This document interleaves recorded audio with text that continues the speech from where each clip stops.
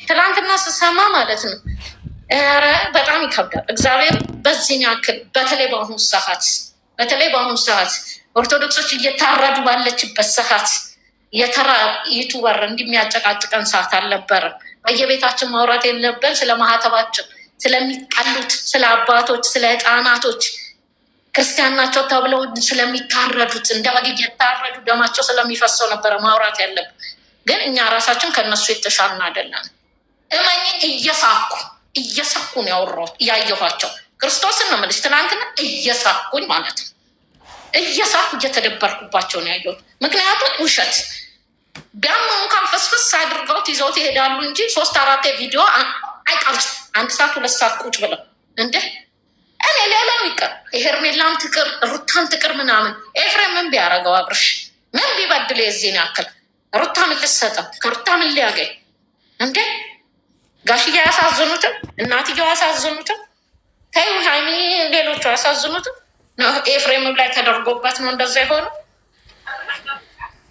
መተት የሚያምን ራሱ መተት አድራጊ ነው። በዚህ ልክ ወርደን ለመተት ቦታ ሰጥተን እንዲሆነው እንዲህ ነው እያልን መነጋገራችን ራሱ መጃጃል ነው። እነዚህ ቢችሉ 40 መስቀል መግረፍ ነበረ ዘቅዝቆ ጦርቻ 40 እግዚአብሔር እሱን ታዩና ቁም ነገር ላይ እንሂድ። መስዬ አንቺ ሁሌ ያይሻለሁ ቲጂ ጋር እኔም ቲጂዬ እኔ የማውቀው ሰው አግኝቻለሁ አዲስ አበባ ውስጥ በቃ አንቺንም በውስጥ አወራሻለሁ ያንቺንም እንትን እሰጠዋለሁኝ። በቃ ከድራማ ነው ካሉ በስነስርዓት ህዝብን የሚወክል ሳይሆን የራሳቸውን ድራማ አንደኛ ነገር፣ ሁለተኛ ልጆችን ታዳጊዎችን የሚበክል ሳይሆን በስነስርዓት እንሰራለን ብለው ካሉ ይሰራሉ። ያለበለዛ ደግሞ ወደ መጡበት ይመለሳሉ። ድራማ በእንደዚህ አይነት የሽጉጡን አሁን እኔ ትላንትና ካሜንትኖቹን እየለቀምኩ ነበር። የበፊቱን ሽጉጥ እያያዙ የሚያስፈራሩትን የነበረው ሰው እየወሰዱ ሲቀጠቅጡ የነበረ ይህን ቪዲዮ እየለቃቀምኩኝ ነበር። ትላንትና ማታ እሱን ስሰራ ነው ያደርኩት። ቢላ ራሱ የያዘ ልጅ ነበረ። ቢላ ልጅቷን አንገቷን ቢላ የያዘ ልጅ እያዘገጃጀው ነው። የደብረ ዘይቱ ልጅ ለእኔ ታዩ። ወደ ደብረ ዘይት እንኳን እገባለሁ እኔ አገሬ አትምጡ ለማለት ፈልጌ አይደለም። ግን እንደዚህ አይነት ብልግና ታዳጊን የሚበክል ብልግና እኔ በተወለድኩበት ባደግኩበት ሀገር እንዲሰራ ፈቃደኛ አይደለሁም። ምንም ትንሽ ከተማ ብትሆን የወለደችኝ ያስተማረችኝ ለዚህ ደረጃ ያደረሰችኝ አገሬ እስከሆነች ድረስ እኔ አገሬ እንደዚህ አይነት ነገር እንዲሰራባት አልፈቅድምም፣ ህዝቤም አይፈቅደውም።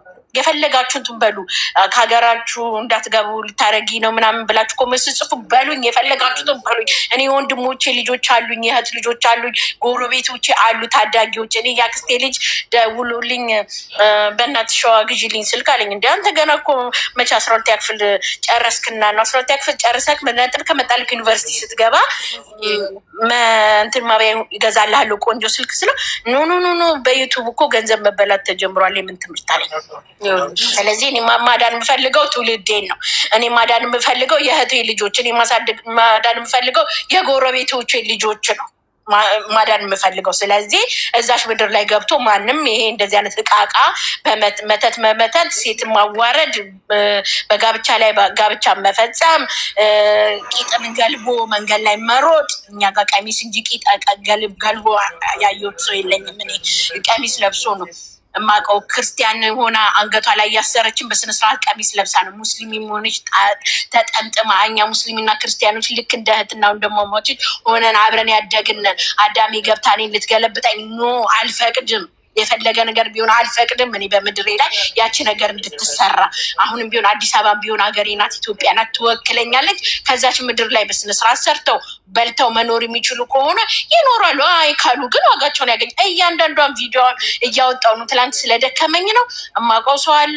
እኔ መጀመሪያ እሱ ያለኝ ቪዲዮን በሙሉ አቅርቢልኝ ያለኝ ቪዲዮን አቀርብለታለሁ። ከዛ ቲጂ ያንቺን እንትን እሰጠዋለሁኝ፣ በውስጥ ታወሪልኛለች። ተባበሩኝ፣ ትውልድ እናድን። አዲስ አበባም ሆነ ደብረ ዘይትም ሆነ አቃቂም ሆነ ቃሊቲም ሆነ የኢትዮጵያ ልጆች ናቸው እየተበላሹ ያሉት።